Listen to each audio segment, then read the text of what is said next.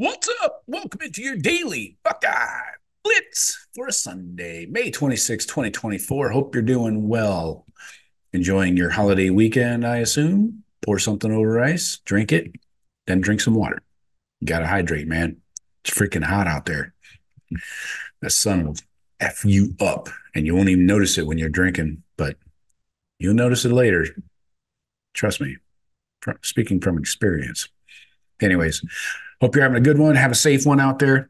And we will not be doing a live show tonight, but we will be back next Sunday. Me, Jeff, and Sean. Probably just talking shit like we usually do. You know, the stuff you've come to know and love from us. But anyways, please visit thebuckeyecast.com. Pop in there, or you can shop right below this video. You can buy shirts, hats. There's some awesome mugs. Get a nice insulated tumbler, for your summer drinking habits. That's what I do. That's what I think. Anyways, we're talking defense today. We're talking about starting defense. We have a ton of experience coming back on this defense, and we're going to talk about their production, what they've done over their Buckeye careers so far. Got stats and numbers and all this shit that you enjoy. So 9 of the 11 starters on Ohio State's defense this fall, kind of projecting the depth chart here and the starting lineup.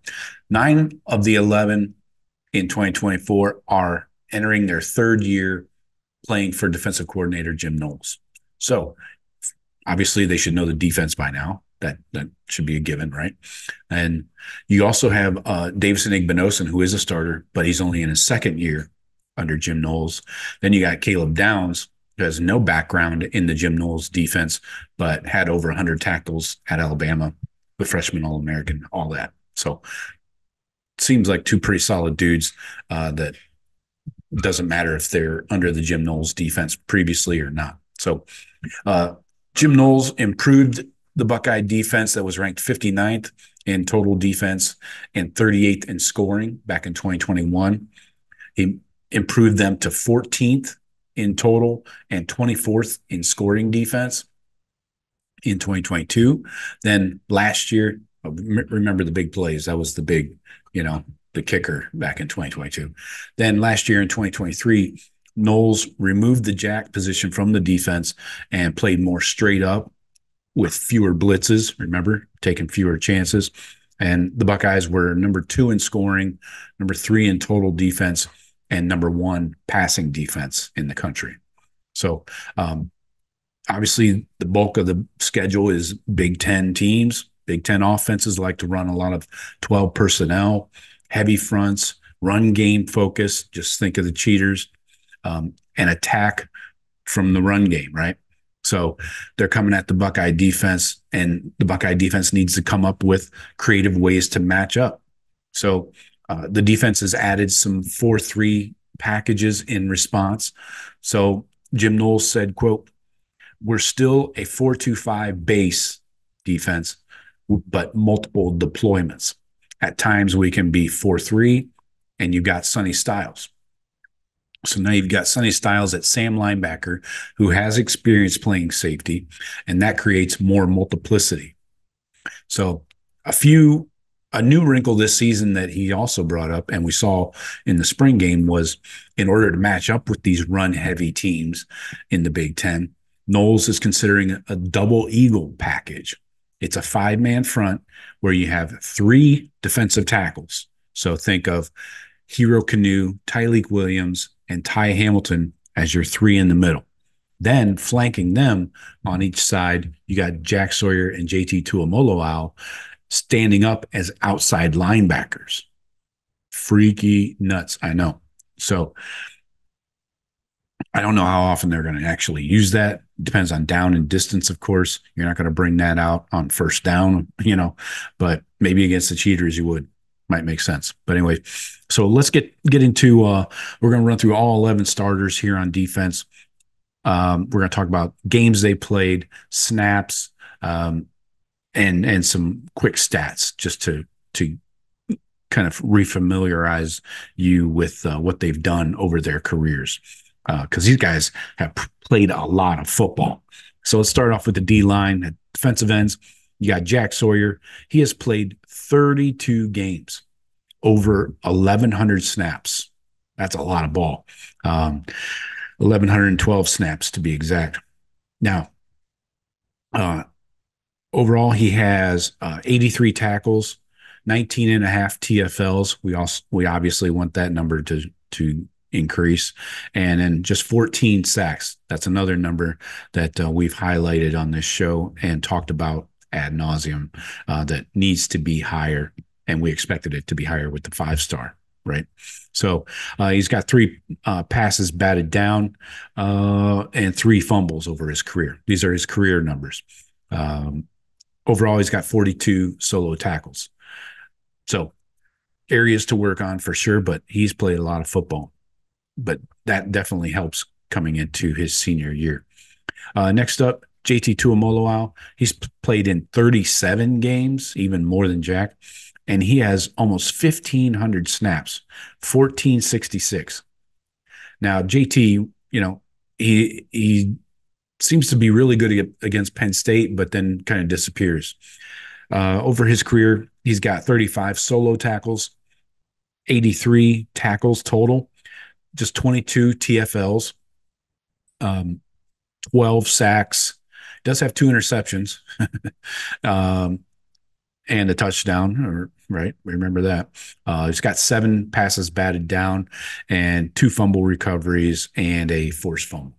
So again, areas that we expect improvement are the sacks and the TFLs, right? Next up, Tyleik Williams, the big man down in the middle. He's played 35 games. These numbers are fascinating to me when you think about their careers. So by the time these guys leave, they're going to be up over almost 50 games. If we play 15, 16 games scheduled next year, Tyleik's going to be at 50 games. JT and Jack, about the same. Excuse me. So Tyleik's at 35 games, over 1,000 snaps, 1079. In his career, yeah, okay. In his career, he's had 40 solo tackles, 19 TFLs, 9 sacks, being that force right up the gut, right? That's what we love. 9 passes batted down. That's his calling card, right? We saw 5 of them last year. That got to be kind of common for him to bat down a game, it seemed like. He's got a fumble recovery, a forced fumble, and he had a big TD last year for the big man. Next up, Ty Hamilton. He's played in 38 games and has almost 1,000 reps, 1,000 snaps. In his career, over 4 years, he's had 32 solo tackles, 7 TFLs, 4.5 sacks. He's more of that run stopper, though. You're not going to get a lot of TFLs and sacks from a Ty Hamilton. He's got a couple passes batted down and a fumble recovery over his career. Linebackers, let's talk middle linebacker, Cody Simon. This guy has played 40 games. 40 games. This doesn't include special teams. I should probably have said that before. These snaps do not include special teams. So anyway, Cody Simon coming into his 5th year, he has how many snaps did I say? Over 1,000, 1059. Remember, he was the starting linebacker all of 2021. Played 12 games.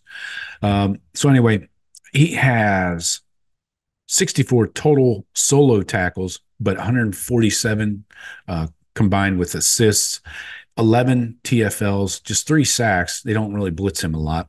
He does have an interception from a couple of years ago, and he has 4 passes batted down and a forced fumble. So look for Cody to be on the field a lot again this year, and he's going to be up over like 55 games including this season.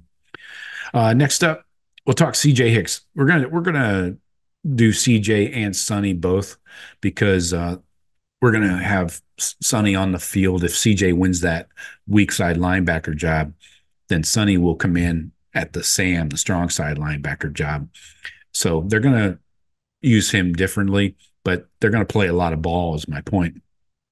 So we'll talk about CJ Hicks first. He's played 7 games, only 75 snaps on defense. Again, this doesn't include special teams. So in the limited action that he's seen, he has 9 solo tackles, 1 TFL, and that's it. No other stats. Now, Sonny, he's played a lot. He's played in 21 games in just 2 years, 612 snaps at safety last year.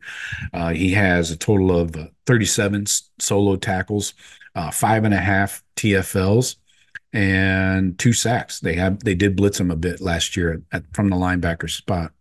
He's got a pass batted down and a forced fumble. So look for him to get a lot more action this year and a ton more game action. That's for sure. He'll be well over 1,000 snaps after this season. Next up, let's go to corners. Denzel Burke. This guy has played a ton of ball, 35 games, but almost 2,000 snaps, 1,898 snaps. Yeah, it's a lot. And that's only in 3 seasons, man.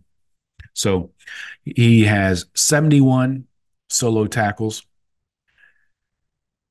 2 INTs. Seems like he should have more there. 6 TFLs. And this is his career, just 2 INTs. One was for a touchdown, and he has 26 passes batted down, 1 forced fumble. So a lot of action on the passes batted down for sure. Obviously, he's a corner. Duh. Anyways, Davison Igbinosun, IGB, he's played in 26 games in just 2 years, but he has played 1,336 snaps. That's a lot. This is including his Ole Miss time. So, his career overall, he has 60 solo tackles. This guy's a tackling machine, I'll tell you. 1.5 TFLs, 10 passes batted down, 2 fumble recoveries.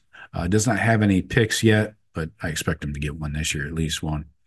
Teams like to go at him sometimes because they know he's handsy and physical. But he has a ton of help, gives a ton of support in the run game. And again, doesn't miss tackles. Jordan Hancock, next up. He has played in 22 games, 747 snaps. Remember, he was dinged up a couple of years ago, didn't play a lot. Didn't play a lot in 2022 or 2021 as a true freshman. But overall, he's got 35 solo tackles, 2 TFLs. That was last year. They brought him on the blitz a couple times. 2 sacks, 2 picks, and then also has a touchdown off one of those picks. Six passes defensed and 2 forced fumbles. So good numbers for somebody that hasn't played a ton comparatively to everybody else, Next up, Caleb Downs, the safety, obviously a starter. We're going to talk about his time in Alabama here. Only played 14 games so far. He was a freshman last year, but he played 890 snaps. That is like virtually every defensive snap possible for them.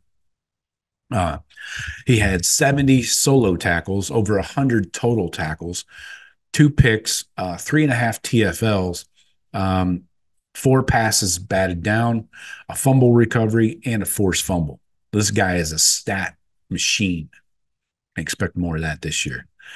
Last up, Lathan Ransom, 5th-year guy, coming back, 37 games, another longtime player, and has almost 1,600 snaps, 1,597. So Lathan coming in here to his 5th year, has 96 solo tackles, 7.5 TFLs, 2.5 sacks, 2 picks, 11 passes batted down, a fumble recovery, and 3 forced fumbles. He likes to knock that ball loose. So a lot of action. That's why this shit. Not the goddamn microphone. Anyway, My point was all this is kind of to say this is why they need to play more depth to get these guys rest, especially in a deep 15, 16, 17 game season, whatever it might be. These guys have played a lot of ball.